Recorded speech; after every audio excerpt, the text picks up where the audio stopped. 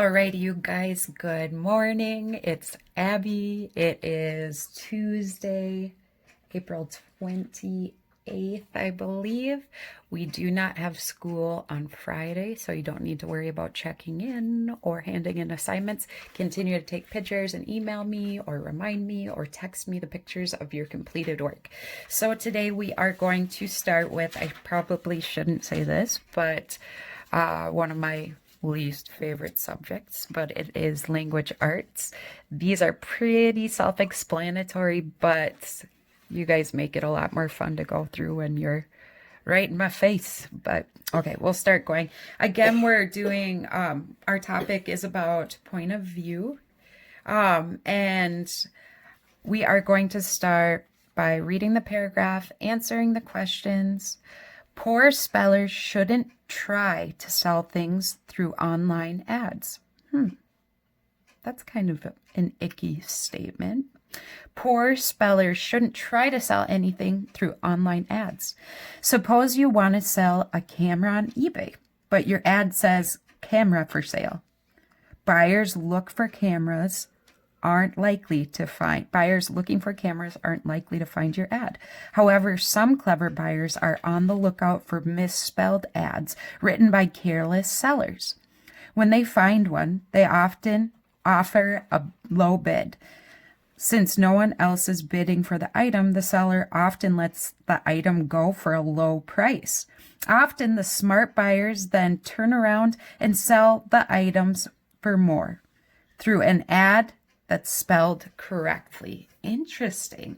So what is the writer's opinions of buyers who look for misspellings? So buyers that are looking for spellings, what's his opinion? I think he thinks that they are clever. They're clever. These buyers are clever that are looking for the misspelled items, because what they do is they'll buy them for really low prices and then they'll turn them around, put the ad up on eBay and sell it for more, but spelled correctly. Because what's happening is when someone goes in, just like if they're looking for a camera here, is they'll go in to eBay, they'll put camera, they'll spell it correctly, Camera, and this misspelled camera won't even pop up on their screen as being sold. It could be the best deal in the world, but because it's misspelled, the buyers aren't going to find it. Okay, so what is the writer's opinion of buyers who look for misspellings? I think he thinks they're clever. Which word in the passage is a clue to how the writer feels about sellers who misspell? So we're talking about the sellers now that have misspelled. They're clever, no, careless, or smart. I would say they are careless. They are losing money because they're misspelling. Which phrase best reflects the writer's point of view? Sympathetic to spelling problems, disappointed by poor spelling, impatient with poor spellers. And you guys might have a different answer for this, but it sounds to me like he's impatient with poor spellers. He's warning them about it, but it's impatience that you see going on. And he talks about the people that are looking for those misspellings are actually pretty clever. So the next one is, what point of view might a poor speller have? So say I'm the person that spells camera, Camra, and I get bamboozled. What would my opinion? My opinion would be that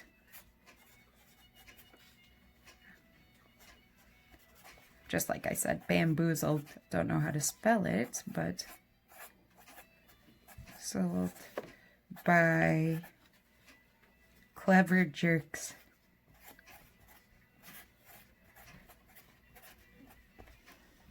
Alrighty, I'm going to give you about 10 seconds to finish up writing that on your paper.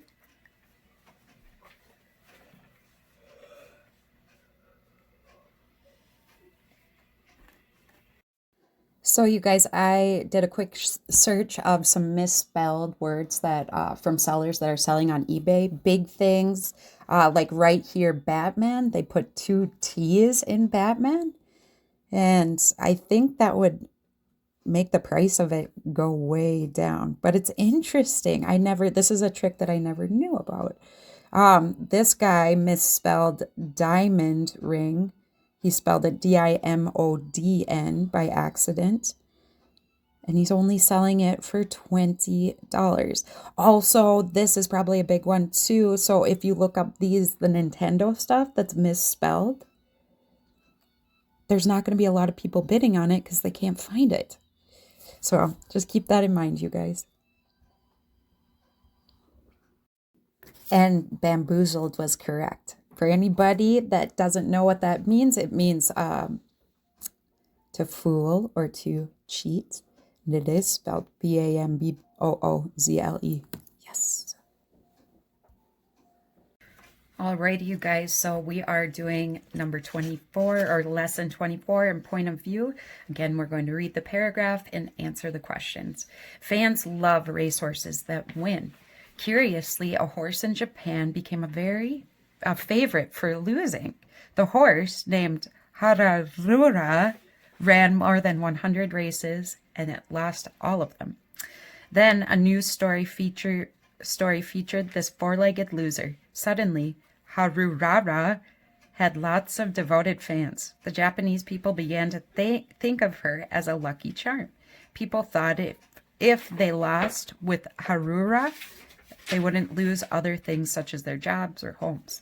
So backing a racing loser became popular. Some would say it was a no-win situation. So what is the writer's opinion of Harura? I think the author's opinion is that she became a fan favorite, right?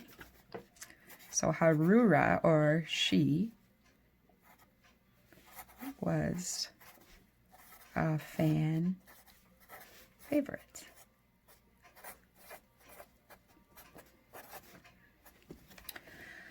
Which word in the passage is a clue to how the writer feels about Harura's fame?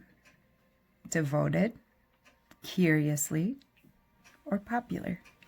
So it says right up here, it says curiously, a horse in Japan became a favorite for losing. So that is what I'm going to go with. Often the person giving their point of view uses clues into how they feel personally about it, and words that end in ly generally describe the way they feel about things. So the next one is, which phrase best reflects the writer's point of view? Amused by the unusual story, angered by the horse's losses, or shocked by the idea of lucky charms? I don't think necessarily she's shocked by him, but I think she would be amused by the unusual story. And what point of view might the owner of the horse have? If I was the owner of a horse that was getting famous for losing, I would get excited because even if the horse is losing, at least they're famous and bringing some kind of prestige to my name, maybe making me a little bit of money. So I'm going to say a losing horse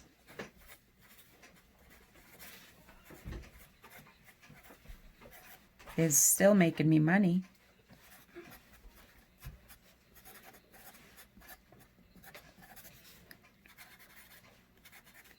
And I'm going to give you about 10 seconds to finish that up.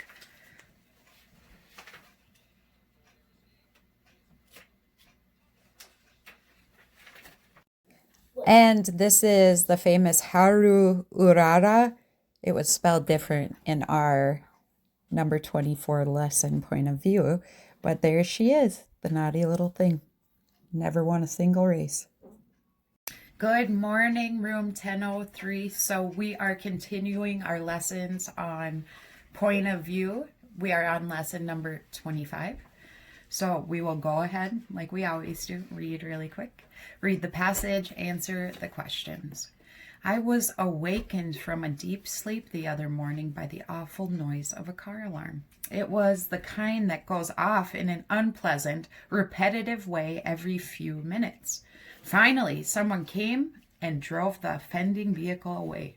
The next morning, I awoke to the same annoying sound.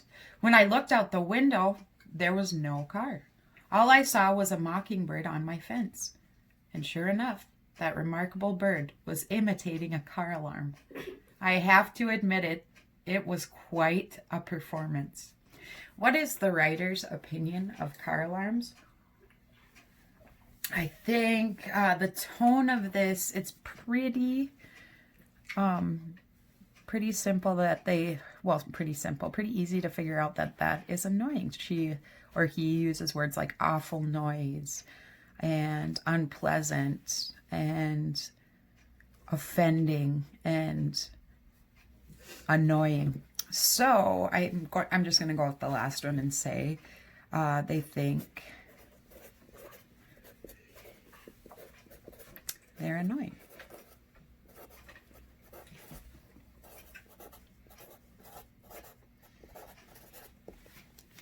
All right, moving on to the next one. Which word in the passage is a clue to how the writer feels about the mockingbird? Offending, repetitive, or remarkable?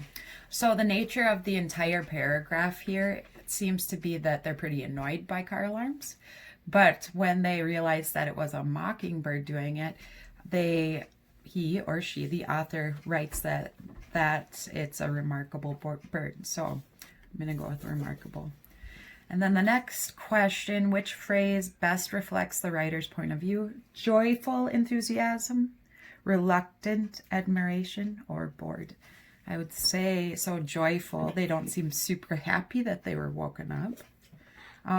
And they actually don't seem bored either. They deem this interesting enough to write about it. So reluctant admiration. Reluctant is kind of they're holding back and they don't want to admire this bird that's been waking them up. But they admire it nonetheless because it's pretty impressive that it can sound exactly like the local car alarm. And what point of view might the neighbor cat have? This is always interesting to look at it through someone else's eyes.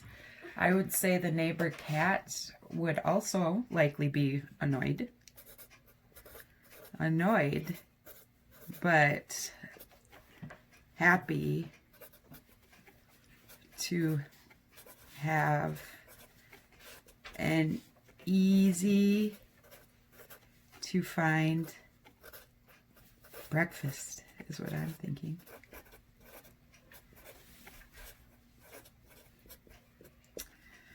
Alrighty, I'll give you about 10 seconds to finish that up.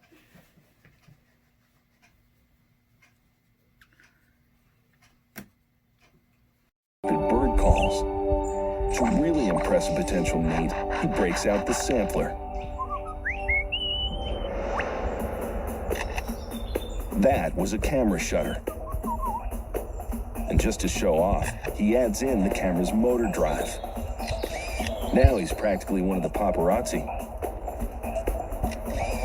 The superb lyrebird can imitate nearly any sound he hears around him in the forest, though he rarely mimics man-made sounds in the wild. But when he gets his groove on, he can really let loose.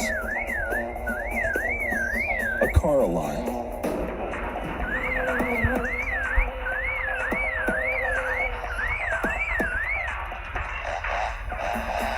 And even a chainsaw felling trees.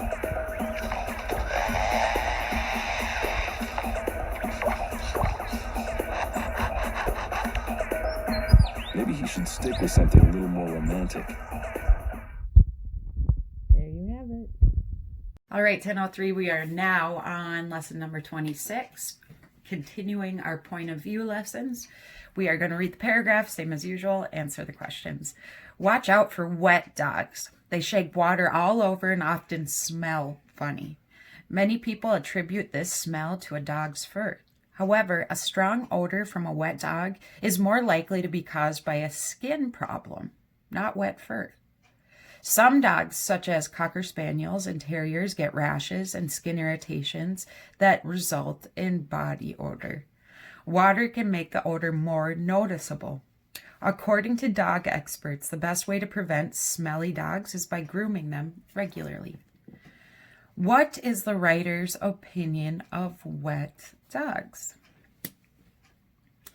Well, his opinion sounds like, and I don't think this is an opinion, isn't it a fact? that they smell funny, probably. Yeah, I think that's good. Wet dogs smell funny.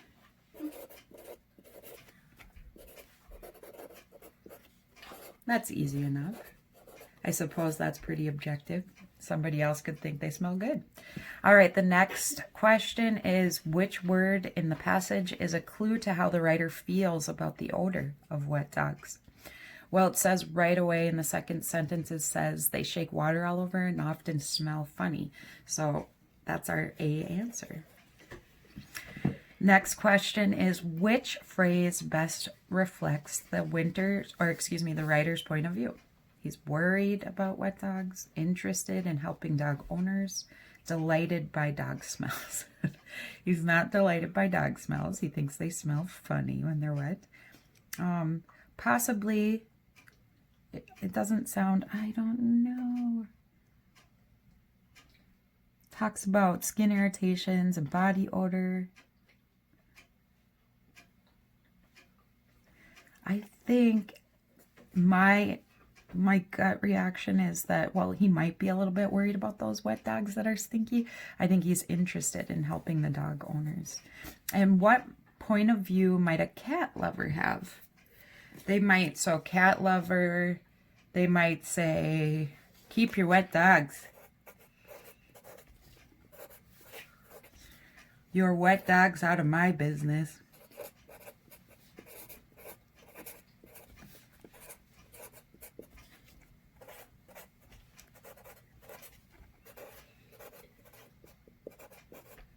Which is funny. Okay, I'll give you a second to write that down. Sorry, kind of crazy writing today, but. So I'm looking on Chewy.com, which is one of those websites that you can order tons and tons of dog food, cat food from, and they often talk to veterinarians about this specific problem, and they're saying that obviously this comes from microorganisms that live on the skin surface, like yeast, so a live bacteria that's all over their skin that, eats up skin or eats up other bacteria, and then farts out really stinky odor. And they say the best way to make sure that you don't have wet dog smell is to get it groomed often, but also bacteria and microorganisms such as yeast do not grow on skin that is completely dry. So that's it's a good little food for thought. Alrighty, now we are on lesson 27. We're going to read the paragraph, answer the questions. Do you like fruitcake? Strangely enough, some people do like it. They actually think this heavy, sticky cake is good enough to eat. Most people agree that fruitcake is an English holiday tradition. Most people think that it's better to give a fruitcake than to receive one. In fact, many people who receive fruitcakes as gifts quickly give them away to someone else. One famous writer even went so far as to say that nobody in the history of the United States has ever bought a fruitcake for himself. What is the writer's opinion of people who like fruitcakes? So he uses words like strangely, and they actually think this heavy sticky cake is good. Like, can you believe it? Most people think that it's better to give a fruitcake than to receive it. Many people quickly give them away. So what is the writer's opinion of people who like fruitcakes? He thinks they are, I'm going to say, strange, and use an adjective straight from the article. Which word in the passage is a clue to how the writer feels about fruitcake? And again, it says right here, strangely. Also, he does say that it is a tradition. He never, however, says that it's good. But he thinks, how does he feel about fruitcake? Strange.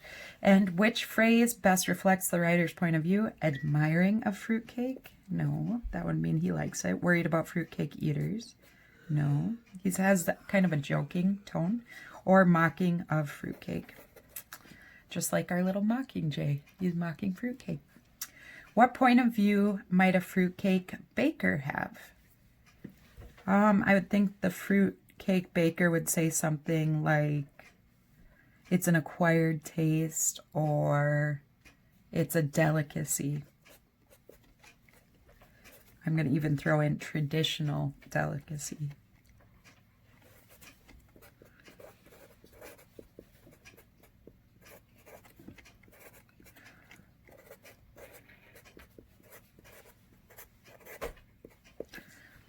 Alrighty, I'll give you a couple seconds to write that down, and then I will be back with you.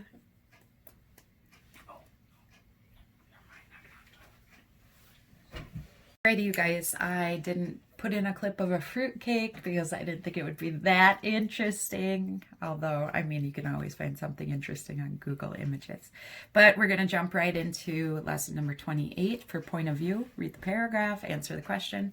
Do dolphins and people have a special relationship? Over the centuries, many civilizations have told stories of bonds between people and these incredible creatures. In the ancient Greek story, the god Dionysus changes some pirates into dolphins. An Australian myth tells about a hero named Gowanda who turned into a healthful dolphin. In the tale from Peru, a pink dolphin sometimes becomes a human. Even today, people report stories of dolphins helping swimmers or guiding ships through dangerous seas. What is the writer's opinion of dolphins?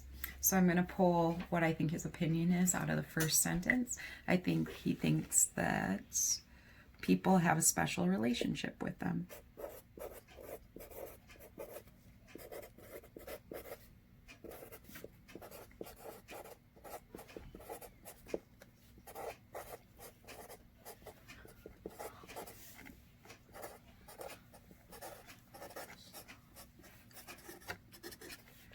Which word in the passage is a clue to how the writer feels about dolphins? Incredible, pink, dangerous.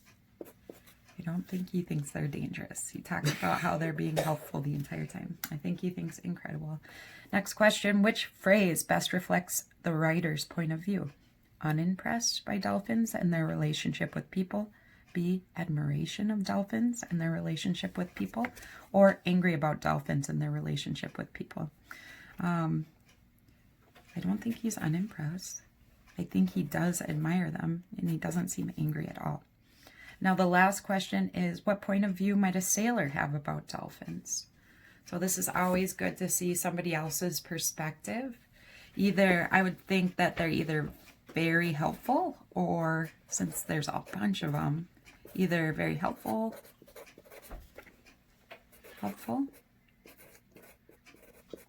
or a nuisance.